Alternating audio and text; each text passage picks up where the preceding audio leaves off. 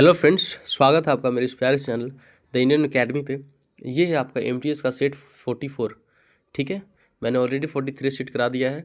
अगर आप मेरे चैनल पे नए हैं तो मैं आपको बता दूं कि मैं अपने चैनल पे एमटीएस के टोटल 300 पेपर का सॉल्यूशन दे रहा हूं, जो कि पीवाईक्यूज़ हैं सारे। और अभी तक मैंने 43 करा दिया है आपका जीके का, और इंग्लिश में भी मैं कंटिन्यू कर दिया हूँ।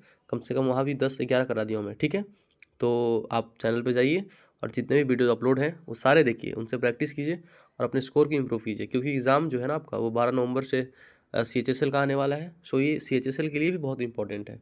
ठीक है, अब टाइम प्रैक्टिस करने का ही है, सिर्फ ज़्यादा टाइम बचा नहीं है, तो जितना हो सके आप प्रैक्टिस कीजिए। ठीक है, सो चलिए स्टार्ट करते हैं और देखते हैं कि पैटर्न क्या है। ठीक है, चलिए। ठंडे उप आर्कटिक जलवायु क्षेत्र में शंकुधारी वनस्पतियों वाले वन क्षेत्र होते हैं। इन वन क्षेत्रों को किस नाम से जाना जाता है? इंग्लिश भी आप देख सकते हो।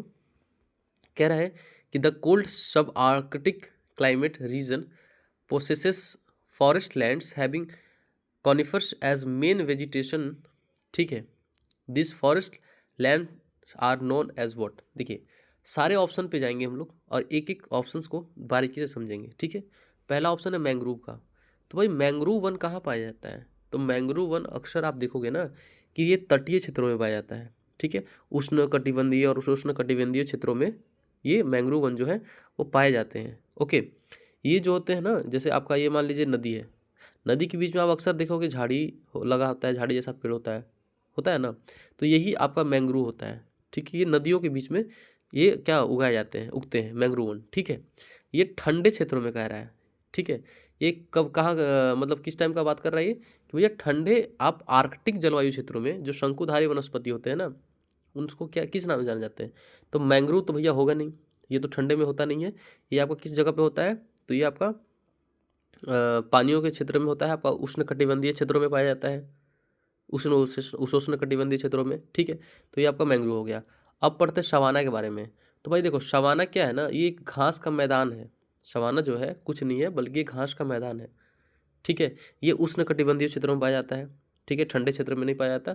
इसमें इसमें या तो बहुत भारी वर्षा होगी, ठीक है, ये या तो पूरा वर्षा वाले क्षेत्रों में ये होगा। और देखो, ये जो सवाना जो वृक्ष होता है ना, जो सवाना के जो पौधे होते हैं, जो घास होते हैं, वो दो दो ही मौसम झेलते हैं। एक होता है बहुत वर्षा वाला और एकदम कम वर्षा वाला। ठीक है, यानी कि ये वर्षा से रिलेटेड है आपका सवाना। ठीक है, तो ये आपका दोनों में से कोई नहीं होगा। अब आते हैं टैगा पे। तो जो टैगा जो होता है ना, जो टैगा वन होता है, तो मेरे भाई यही जो है आपका, ये बहुत भारी क्षेत्रों में फैला हुआ है टैगा। जैसे आपका हो गया कनाडा में, हो गया रशिया में, हो गया ये जो रशिया और कनाडा में हो गया, ये टैगा वन बहुत फैला हुआ है। ठीक है, इसके एग्जाम्पल्स क्या हो सकते हैं मेरे भाई? तो इसका एग्जाम्पल हो गया आपका चीड़ हो गया, देवदार हो गया। तो भाई ये अब रशिया में क्या है, ठंडा है ना, तो जब अगर रशिया में ज़्यादा चीज़ पाया जा रहा है, जो वन रशिया में ज़्यादा पाया जा रहा है, यानी कि ऑब्वियस है कि भाई वो ठंडा क्षेत्रों में उगेगा। तो यही जो टैगा है ना, वो ठंडे क्षेत्रों में, आर्कटिक जलवायु क्षेत्रों में जो है ये उगते हैं टैगा। ठीक है, तो ये आपका ऑप्शन 3 जो है बिल्कुल सही हो जाएगा। चलिए, अब कह रहे हैं कि इनमें से किस राज्य सरकार ने नवंबर 2022 में पंचायत अनुसूचित क्षेत्रों को विस्तार अधिनियम PEA से लागू किया था? ठीक है भाई, किस स्टेट ने आपका PEA से, ठीक है, लागू किया था? इंग्लिश में जाने का जरूरत नहीं है, आप समझ सकते हो इतना चीज़। तो PEA से जो है ना, ये आपकी जो गवर्नमेंट है आपकी मध्य प्रदेश, ये लॉन्च की थी। ठीक है, अब ये करंट अफेयर्स का क्वेश्चन है, आप इसको छोड़ सकते हो, बस एक नज़र देख लो, बाकी उससे ज़्यादा नहीं, जोर नहीं डालना है। ठीक है, जो इंपॉर्टेंट होगा मैं उसको पॉइंट आउट कर दूंगा, उस पर आपको जोर डालना है। चलिए, क्वेश्चन कह रहा है कि मध्यकालीन इतिहास के संदर्भ में निम्नलिखित कथनों पर विचार कीजिए। ठीक है, शाही चोल कहे जाने वाले चोल वंश का संस्थापक विजयालय था। भाई हम लोग बहुत पहले से ही देखते आ रहे हैं कि चोल वंश का संस्थापक विजयालय है। सिंपल क्वेश्चन, सही है पहला स्टेटमेंट। कह रहे हैं कि उत्तरी भारत में शासन करने वाले महत्वपूर्ण राजवंशों में से एक गुर्जर प्रतिहार भी था। सही बात है भाई, गुर्जर प्रतिहार भी थे। ठीक है, आपका इसका संस्थापक कौन था? तो नागभट्टा प्रथम, नागभट्टा प्रथम इसका संस्थापक था। ठीक है, चलिए, तीसरा कह रहा है कि प्रारंभिक वर्षों में पालों ने पश्चिम भारत में और राष्ट्रकूटों ने दक्षिण भारत में शासन किया। तो भाई हम लोग को पता है कि जो पाल है ना, पाल वंश जिसके संस्थापक गोपाल हैं, वो पश्चिम बंगाल में शासन करते हैं। उसका एक ही राजा शशांक भी था, जो कि हर्षवर्धन से क्या था, तो भाई हर्षवर्धन द्वारा मारा गया था। ठीक है, हारा गया था, यानी हर्षवर्धन उसे हराया था। तो भाई जो पाल वंश है वो बंगाल का शासक था, और बंगाल आपका पड़ता है पूर्वी क्षेत्र में। तो ये कह रहा है कि पालों ने पश्चिम भारत में, तो ये तो बिल्कुल गलत है। तो ऑप्शन 3 आपका जो है ना वो बिल्कुल गलत है। ठीक है, चलिए, तो ये आपका ऑप्शन 1 और 2 सिर्फ सही हो जाएगा, ऑप्शन ए। अब कह रहा है कि भाई निम्नलिखित में से कौन सा कथन भारत में धार्मिक त्योहारों के संबंध में सही है। ठीक है, लोसर जो है वो मुख्य रूप से भारत के बौद्ध समुदाय द्वारा मनाया जाता है। सही चीज़ है भाई, लोसर हमने अक्सर देखा है, मैं बताया भी हूँ आपको PYQs में। ठीक है, तो देखिए अब PYQ से कितने क्वेश्चन रिलेट कर रहे हैं। ठीक है, इसलिए मैं कह रहा हूँ प्रैक्टिस करिए आप, आपको बहुत बेहतरीन रिजल्ट मिलने वाला है, हर एक क्वेश्चन से आप रिलेट करोगे। ठीक है, तो लोसर जो है ना आपका अरुणाचल प्रदेश में मनाया जाता है। क्वेश्चन आपका क्या था PYQs में पहले, तो अरुणाचल प्रदेश में किस कौन सा त्यौहार मनाया जाता है, या फिर लोसर किस जगह पे मनाया जाता है, तो अरुणाचल प्रदेश हो गया आपका, लद्दाख में हो गया। ये जो लोसर है ना, मैं आपको पहले ही बताया था, फिर बता रहा हूँ, जो लोसर है ना वो तिब्बती लोग जो है ना अपने न्यू ईयर के रूप में मनाते हैं। और कौन लोग मनाता है, तो सिर्फ बौद्ध लोग मनाते हैं। तिब्बती के जो बौद्ध लोग हैं वो लोसर त्यौहार सेलिब्रेट करते हैं। अब तिब्बत से ही लगा हुआ आपका अरुणाचल प्रदेश है, फिर आपका लद्दाख भी ऊपर चला जाता है। तो यहाँ पे क्या है, तो बौद्ध समुदाय द्वारा लोसर त्यौहार मनाया जाता है। ठीक है, याद रखिएगा इसको, ये ऑप्शन इस आपका बिल्कुल सही है। नवरोज़ त्यौहार भी मैं बताया हूँ कि भाई नवरोज़ त्यौहार आपका पारसी समुदाय का त्यौहार है। ठीक है, जोरास्ट्रियंस, तो भैया ये भी आपका ऑप्शन 2 भी बिल्कुल सही है। अब है कि सागा दावा मुख्य रूप से भारत के मुस्लिम समुदाय। अब भाई भारत में मुस्लिम समुदाय की आबादी बहुत है, तो हम लोग अक्सर मुस्लिमों के त्यौहार फेस्टिवल्स के बारे में सुने ही होंगे, जानते ही होंगे। तो कभी हमने सागा दावा का नाम नहीं सुना है कि ऐसा कोई फेस्टिवल मुस्लिम मना रहे हैं। तो ये आपका ऑप्शन 3 जो है ना वो बिल्कुल गलत है। सागा दावा जो है ना ये भी एक बौद्धिस्ट फेस्टिवल है। सागा दावा जो है वो भी एक क्या है, तो बौद्धिस्ट फेस्टिवल है, ये मुस्लिम का त्यौहार नहीं है ना। तो ऑप्शन 3 आपका बिल्कुल गलत है, ऑप्शन 1 एंड 2 आपका बिल्कुल करेक्ट हो जाएगा। चलिए, कह रहा है कि बिरजू महाराज किस शास्त्रीय नृत्य शैली से संबंधित है। जो बिरजू महाराज है ना, मैं आपको कितना बार बताया हूँ कि जो महाराज अगर लास्ट में लग गया तो वो कथक यानी कि यूपी। ठीक है, तो बिरजू महाराज बहुत फेमस है आपके, तो ये कहाँ के हैं, तो ये कथक के है ना। ऑप्शन 2 आपका बिल्कुल सही हो जाएगा। अब बताइए कथकली, कथकली कहाँ का शास्त्रीय नृत्य है मेरे भाई। तो कथकली जो है ना आपका ये केरला का है। ठीक है, गरबा कहाँ का है भैया, तो गरबा आपका गुजरात का हो गया। भरतनाट्यम कहाँ का हो गया, तो तमिलनाडु का हो गया। ठीक है, चलिए, गरबा आपका शास्त्रीय नृत्य नहीं है, लोक नृत्य है। ओके, चलिए, निम्नलिखित में से कौन सी चोटी भारत में स्थित नहीं है, यानी कि कौन सा जो पीक है ना, पीक वो भारत में नहीं है। ठीक है, कोई बात नहीं, देखते हैं। पहला है गुरु शिखर। तो भाई गुरु शिखर जो है ना आपका, ये राजस्थान का जो राजस्थान में अरावली पर्वत है, अरावली आप नाम सुने होंगे, बहुत पुरानी पर्वत है अरावली। तो भैया अरावली पर्वत की सबसे ऊंची चोटी है ये। ठीक है, अरावली अरावली पर्वत की सबसे ऊंची चोटी जो है वो गुरु शिखर है। तो ये तो भारत में है क्योंकि राजस्थान में पड़ता है अरावली। फिर आपका नंदा देवी, तो नंदा देवी आप जानती होंगे कि भैया नंदा देवी उत्तराखंड में है, और ये भारत की दूसरी सबसे बड़ी चोटी है नंदा देवी। ठीक है, तो पहला आपका क्या है, नंदा देवी, सॉरी, दूसरा आपका नंदा देवी है, ये भी आपका भारत में उत्तराखंड में पाया जाता है। अब है धौलागिरी, जो धौलागिरी है ना ये आपका भारत में नहीं है, ये आपका नेपाल में है ना, ये याद रखिएगा कि भैया धौलागिरी आपका नेपाल में है। अब है महेंद्रगिरी, महेंद्रगिरी आपका उड़ीसा में पाया जाता है। ठीक है, ये उड़ीसा के पर्वत का शिखर है आपका महेंद्रगिरी। तो आपका ऑप्शन 3 जो है बिल्कुल सही हो जाएगा। चलिए, अब कह रहा है कि जॉन डाल्टन ने अपना परमाणु सिद्धांत किस वर्ष प्रस्तुत किया, जिसका दूसरा भाग कहता है कि किसी विशेष तत्व के सभी परमाणु बराबर होते हैं। देखिए भाई, जॉन डाल्टन का जो परमाणु सिद्धांत था, ठीक है, जो ये कहता है कि जो विशेष तत्व के जो मतलब कोई स्पेसिफिक एलिमेंट जो होते हैं ना उनके परमाणु द्रव्यमान बराबर होता है। ठीक है, उनके गुण जो होते हैं वो समान होता है। तो ये परमाणु सिद्धांत वो कब दिए थे, तो वो 1808 में दिए थे। ठीक है, तो ये आप याद रखिएगा, अगर आपको याद नहीं होगा तो फैक्ट के रूप में याद रखिएगा। फिर आप जॉन डाल्टन का परमाणु सिद्धांत अच्छे से पढ़ लीजिएगा। ठीक है, तो ये आपका ऑप्शन ये बिल्कुल सही है, बहुत बार पूछा भी जा चुका है ये ना, इसलिए आप इसे पढ़िएगा। कह रहा है कि पद्म भूषण पुरस्कार से सम्मानित मोगूबाई कुर्दिकर किस संगीत शैली से संबंधित थी। तो भाई जो आपकी मोगूबाई कुर्दिकर है ना, ये आपकी हिंदुस्तानी शास्त्रीय संगीत से संबंधित है। भारत में 2 प्रकार के शास्त्रीय संगीत है, एक हिंदुस्तानी है, दूसरा कर्नाटक है। मैं बहुत बार बता चुका हूँ आपके अपने PYQ के दौरान। तो ये जो है हिंदुस्तानी, हिंदुस्तानी आपका उत्तरी भारत में और कर्नाटक आपका दक्षिण भारत में। ठीक है, तो भाई जो मोगू बाई कुर्दिकर है वो हिंदुस्तानी शास्त्रीय नृत्य से संबंधित है। और किस घराने से है ये भी पूछ सकता है, घराना से भी पूछ सकता है भाई, जो मोगू बाई कुर्दिकर किस घराने से है। तो मैं घराना भी ले आया हूँ आपको कि भाई कुछ भी छूटना नहीं चाहिए। तो ये आपका जयपुर के अतरौली घराने से है। किस घराने से है, अतरौली। ठीक है, अतरौली घराने से है। और ये अतरौली घराने के संस्थापक कौन है, तो अल्लादिया खान, अल्लादिया। ठीक है, चलिए, तो ये आपका हिंदुस्तानी शास्त्रीय संगीत। निम्नलिखित में से कौन भारत में विधानसभा के अध्यक्ष का चुनाव करता है भाई। देखो, अगर आप संसद में जो अध्यक्ष जो होता है, संसद का जो अध्यक्ष होता है उसका चुनाव कौन करता है, तो संसद लोग करते हैं। पार्लियामेंट में जो चुन के जाते हैं लोकसभा के सदस्य, वो करते हैं। तो उसी प्रकार विधानसभा में अगर अध्यक्ष का चुनाव करना है तो कौन करेगा, तो हमारे विधायक जी करेंगे। ठीक है, यानी कि विधानसभा के सदस्य करेंगे। Okay, simple question. चलिए, अब कह रहे हैं कि नेपाल का राष्ट्रीय पशु कौन सा है? तो भाई नेपाल एक हिंदू मेजॉरिटी कंट्री है, ठीक है, वहाँ पे हिंदुओं की आबादी बहुत ज़्यादा है, तो उसकी राष्ट्रीय पशु क्या होगी? तो ऑब्वियस है कि भैया गाय होगी, ठीक है। हिम तेंदुआ कहाँ? हिम तेंदुआ अगर कहीं पे है ना, तो वो उसी जगह का राष्ट्रीय पशु हो सकता है जहाँ वो बहुत ठंडे वाला जगह है वो, ठीक है। तो आपका गाय आपका बिल्कुल सही हो जाएगा। चलिए, अब कह रहा है कि ऐतिहासिक उपन्यास the Mauryan the legend of Ashoka के लेखक कौन है? तो भाई जो द लीजेंड ऑफ अशोका जो राइटर है ना इसके, वो आपके कौन है बताइए? चेतन भगत हैं, कोमल भानवर है। तो यही आपके जो ऑप्शन 2 है ना, कोमल भानवर जो है वही इसके लेखक हैं। आप इसे बुक्स एंड ऑथर में अगर आपका ये छूट गया होगा तो आप इसको अपने नोट्स में आप लिख लीजिएगा, ठीक है। चलिए, ओके, अब कह रहा है कि भाई निम्नलिखित में से कौन सा 4 से 10 व्यक्तियों का एक अनौपचारिक समूह है जो पारस्परिक गारंटी के आधार पर ऋण लेना चाहता है? मेरे भाई देखो, ये एक 4 से 10 व्यक्ति कह रहा है और अनौपचारिक समूह है जो कि ऋण लेता है, ठीक है। तो ये आपका क्या हो जाएगा? तो ये आपका संयुक्त दायित्व समूह होगा, ठीक है। आपका ऑप्शन 4 जो है बिल्कुल सही है। सबके बारे में एक बार देखते हैं। तो भैया देखिए, ये है आपका ग्रामीण मॉडल बैंक। इसके बारे में हम लोगों ने बहुत बार पीआईक्यूज़ में देखा है कि भाई जो ग्रामीण मॉडल बैंक है ना, ये हम लोग कहाँ से लिए थे भाई?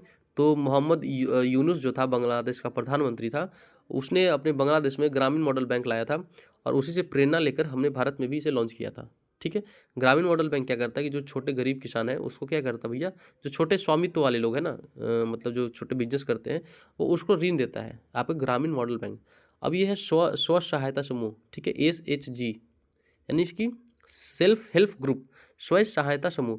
आप अक्सर देखोगे कि अपने आसपास गांव घर में, ठीक है, कुछ महिलाएं जो हैं वो 10 से 15 महिलाएं जो हैं, 10 से 20 महिलाएं जो हैं आपस में एक समूह बनाती हैं जिसमें पैसा जमा किया जाता है, उन पैसों को ऋण पे दिया जाता है कुछ ब्याज पे, ठीक है। तो वो महिलाओं का ग्रुप होता है अक्सर, ठीक है।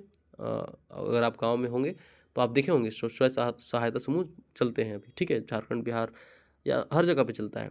तो ये आपका स्वयं सहायता समूह 10 से 20 व्यक्तियों का होता है, जो कि अक्सर महिलाओं के लिए होता है ना। चलिए, तो ये आपका ये भी नहीं होगा। और ये सहकारी समिति क्या है भाई? तो ये भी वही चीज़ है, छोटे छोटे को ऋण देता है ना। चलिए, तो ये आपका ऑप्शन 4 जो है बिल्कुल सही हो जाएगा। अब कह रहा है कि नवंबर 2023 में केंद्र सरकार द्वारा विशेष सुरक्षा समूह SPG का, ठीक है, नया प्रमुख किसे नियुक्त किया गया? देखो, SPG आप जानते हो, ठीक है भैया, SPG ही आपका सुरक्षा में लगता है मोदी जी के, ठीक है। तो इसके जो प्रमुख है ना, वो कौन नियुक्त किए गए बताइए? कितने इंपॉर्टेंट पद है ये? तो ये आपके आलोक शर्मा जी, ठीक है, आलोक आलोक शर्मा जी। चलिए, अब कह रहा है भाई कि भारत के किस राज्य ने संतोष ट्रॉफी के 77वें संस्करण की मेजबानी की? देखिए, ये 77 संस्करण क्या बात कर रहा है? तो होगा जरूर रिसेंटली। आप संतोष ट्रॉफी में कई बार बोल चुका हूँ आपको कि संतोष ट्रॉफी का क्वेश्चन आपको एक भी मिस नहीं करना है। ये हर एक मतलब शिफ्ट में एक ही क्वेश्चन कहीं ना कहीं डाल देता है कि भाई विजेता कौन है, वो विजेता कौन है, ये कहाँ आयोजित किया गया, या फिर उसका कौन सा संस्करण अभी चल रहा है। तो संतोष ट्रॉफी इंपॉर्टेंट है, किस खेल से संबंधित है, ये सब पूछ लेगा, ठीक है। तो आप इससे संतोष ट्रॉफी के बारे में अच्छे से पढ़ लीजिएगा। तो भैया ये जो है ना, ये अरुणाचल प्रदेश में आपका 77 संस्करण की मेज़बानी हुई थी, अरुणाचल प्रदेश, ठीक है। चलिए, अब कह रहा है कि निम्नलिखित में से किस विटामिन में कोबाल्ट एक आवश्यक घटक के रूप में शामिल है? तो जो कोबाल्ट होता है ना भाई, वो कोबाल्ट आपका विटामिन B12 में होता है, ठीक है। कोबाल्ट आपका विटामिन B12 का एक आवश्यक इंपॉर्टेंट फैक्टर है ना। चलिए, कंपोनेंट है। निम्नलिखित में कौन भारतीय राष्ट्रीय कांग्रेस की पहली महिला अध्यक्ष थी? देखिए, अगर ये प्रथम महिला अध्यक्ष बोली, ठीक है, तो भाई इनहिबिशन हो जाएगा। लेकिन अगर ये कह दी कि भारतीय राष्ट्रीय कांग्रेस की पहली भारतीय महिला अध्यक्ष कौन थी, तब आपकी सरोजनी नायडू हो जाएगी, ठीक है। चलिए, तो ये आपका एनी बेसेंट है। और एनी बेसेंट जो है ना, ये कब बनी? आपकी जो एनी बेसेंट है वो मतलब किस वर्ष राष्ट्रीय कांग्रेस की जो अध्यक्ष बनी वो, तो वो बनी थी 1917 में, ठीक है, 1917, आप ये भी याद रखिएगा। और इन्होंने एक थियोसॉफिकल सोसाइटी की स्थापना भी की थी, ठीक है। तो आपका थियोसॉफिकल सोसाइटी की स्थापना भी की है, होम रूल भी स्टार्ट किए हैं इन्होंने, ठीक, एनी बेसेंट ने। तो ये आपका ऑप्शन जो 2 है बिल्कुल सही हो जाएगा। चलिए, अब कह रहा है कि किससे कुचिपुड़ी नृत्य के क्षेत्र में 1970 में पद्मश्री से सम्मानित किया गया था? किस कुचिपुड़ी नृत्य को? तो भैया ये थे आपके वी सत्यनारायण शर्मा, इनको 1970 में पद्मश्री मिला, ठीक है, याद रखिएगा इसको। चलिए, अब कह रहा है कि जोधपुर के मेहरानगढ़ किले का निर्माण किस शासक के शासनकाल में हुआ था?